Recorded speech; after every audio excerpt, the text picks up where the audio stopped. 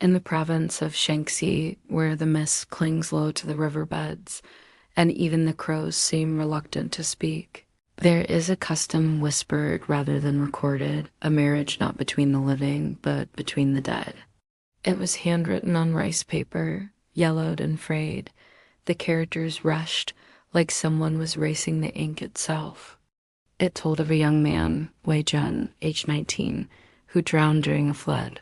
His body never recovered, his name never spoken again.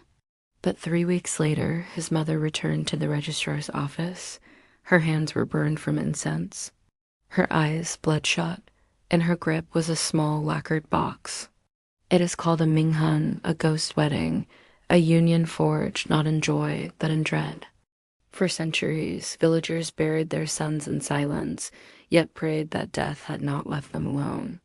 Because nothing, they believed, was more cursed than a soul unwed. To die unmarried was to become restless, to wander the hills with a dry mouth and empty hands. So they gave the dead companionship.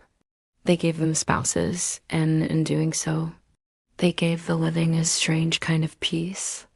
In 1911, just before the fall of the Qing dynasty, a record was smuggled out of a county office near Linfen.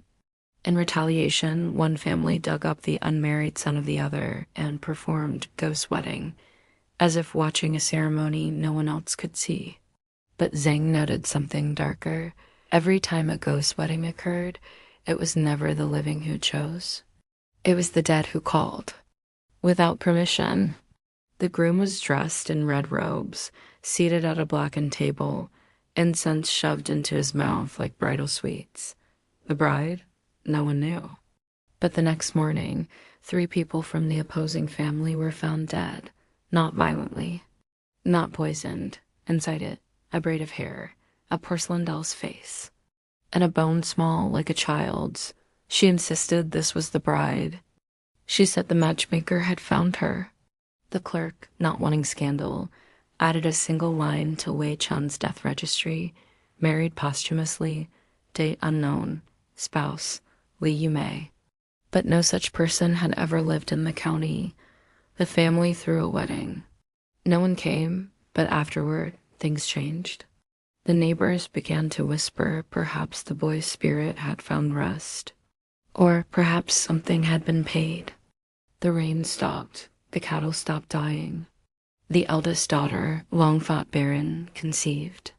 Years later, a visiting scholar from Beijing named Zheng Hua cataloged dozens of similar cases.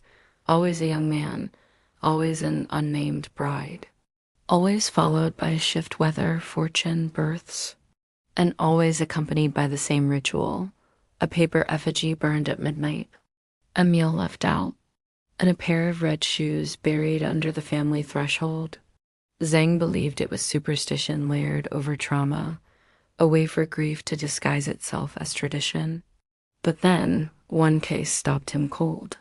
It was from 1856. A land dispute had erupted between 2 clans in Yangcheng.